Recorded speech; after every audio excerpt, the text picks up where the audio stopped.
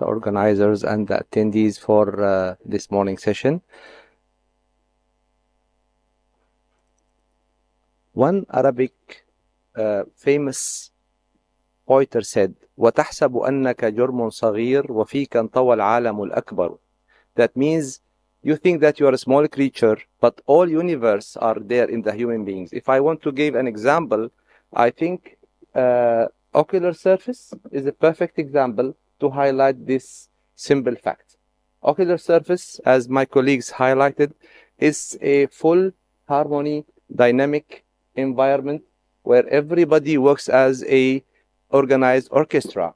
So if this works perfectly well, we will have a beautiful, nice, comfortable eyes. But if those orchestra members get in a chaos or somebody are left, then we start to have very difficult problems. It might be started as an easy, simple, or might be as complicated and lead to the loss of vision.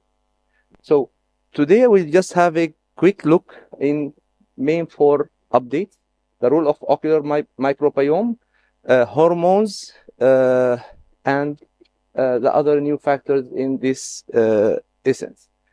Microbiome, Dr. Safa has already beautifully illustrated that we have a common 3 phyla compensating this microocular surface biome. If they are within the normal percentage and the normal sepsis, it works beautifully and it helps. But the microbiosis or microbial dysbiosis, when there is imbalance in this microbial composition and the diversity with the change in the diversity associated with the chronic inflammation, and it even impaired wound healing and epithelial cell dysfunction.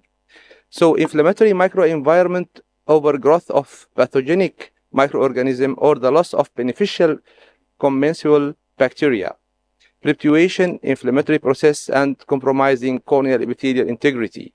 A clinical example of this is limbal stem cells deficiency. In one study done in New Delhi, they have beautifully illustrated that the change of microbiome has led to dysfunction in the stem cells and contributed to the stem cell deficiency. They have taken the tears and analyzed it according to the microbiome composition, and they have found out that changing or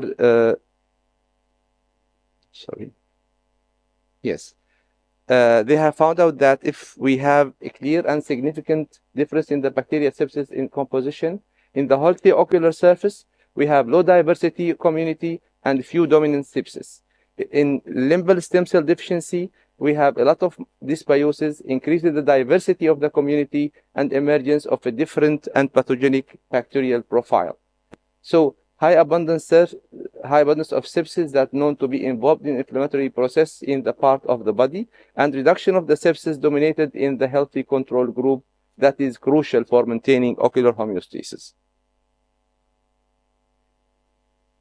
So we might use how to utilize these kind of facts. In the future, we might find a clinical approach to identification the microbial biomarkers, and we go step further in early detection of the disease progression and monitoring the treatment response. And we sometimes might go for targeted antimicrobial agents like probiotics or microbiome-based therapy. We need also to emphasize of the education the patient regarding their good eyelid hygiene to maintain healthy ocular surface microbiosis. How about biomarkers in ocular surface disease? Ocular rosacea is a very good example in this issue.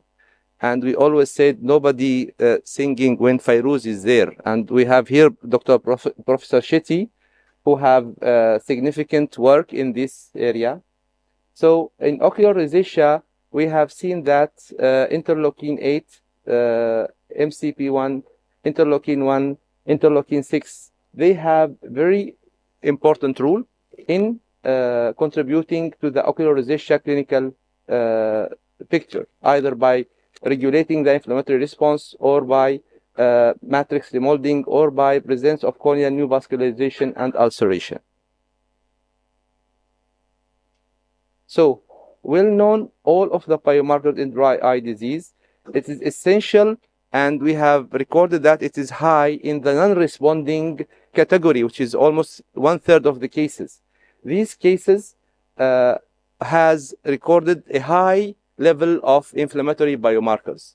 Nowadays, we have only one tool in our hand, which is the MBB9, but the work of Professor Shetty and his team has got the point of care. I'll just quickly highlight it because maybe Professor Shetty will explain it better than us. They are collecting tears and analyzing the biomarkers and getting a specific report regarding what is the abnormal biomarkers in this particular patient, and then targeting the treatment according to what biomarkers they have found. So if there is MBB9 only increased 1-fold, 2-fold, 3-fold, if the ICAM is there, so different treatment according to different category.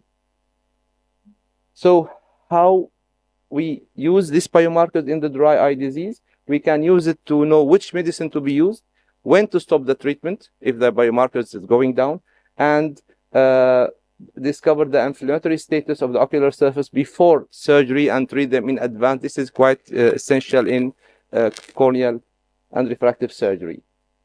In the future application for this, it might be used also for keratoconus in predicting refractive surgery outcome, in analyzing why this patient is unhappy after refractive surgery, and even in the diabetic retinopathy, there is some increased biomarker in the tear film. Hormones, we all realize that hormones are important. Androgens promote lipid production in the meibomian glands. The receptors of androgens are there in the lacrimal gland, in the conjunctiva, in the cornea. So the imbalance of the estrogen will worsen meibomian gland dysfunction and lead to dry eye disease, and this is why we see a lot of high percentage after menopause. And as a clinical example, also the patient with polycystic ovaries syndrome has improved the signs of dry eye disease once their hormonal balance has been corrected. Insulin also accelerates epithelial healing with the rate of 0.82 millimeters. It is now well documented that topical insulin are used in refractory corneal wounds like persistent epithelial defects, neurotrophic keratopathy, corneal epithelial defects, post-vitrectomy. Thyroid also have an important role. But how about stem cells?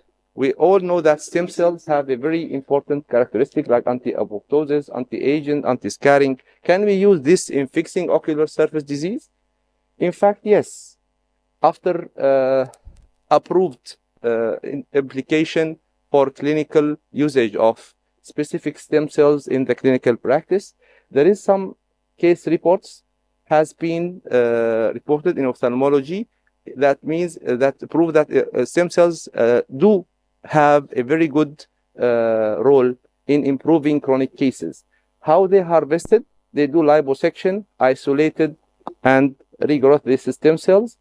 For this specific case of bilateral progressive cicatricial conjunctivitis, it was resistant to all kind of medical treatment, whether it is topical or general immunotherapy. The only solution or the only suggestion which was tried is to use allogenic mesenchymal adipostrived stem cells. It was injected subconjunctiva, and it have led to significant improvement in the signs and symptoms of this tough disease. So we might find in the future a good indication for stem cells. But we need to look even beyond the stem cells. If we want to go forward, we need to leave something behind. So we need here to go out of the box and think of something new. And that's what this group of researchers in Jinan University have come with a marvelous idea by reprogramming the corneal keratocytes to go back to reverse the process of differentiation and get it back to its essential specification as mesenchymal or as stem cells Sorry. Can I have just 1 minute? Can I have just the last 1 minute? 1 minute, yes. What they have done is simply they have taken the keratocytes from SMILE lenticule, and they have isolated the keratocytes. They have used something called 3D platform to isolate the stem cells and treat it with the specific chemotaxins to reverse the cells. And finally, they have these functioning stem cells get it from the keratocytes, and they can be used in potential application like tissue engineering and regenerative medicine. So this kind of process will open a new era in the management of a lot of disease. So to take home message, ocular surface is a complex environment, works in a full harmony as my colleagues highlighted.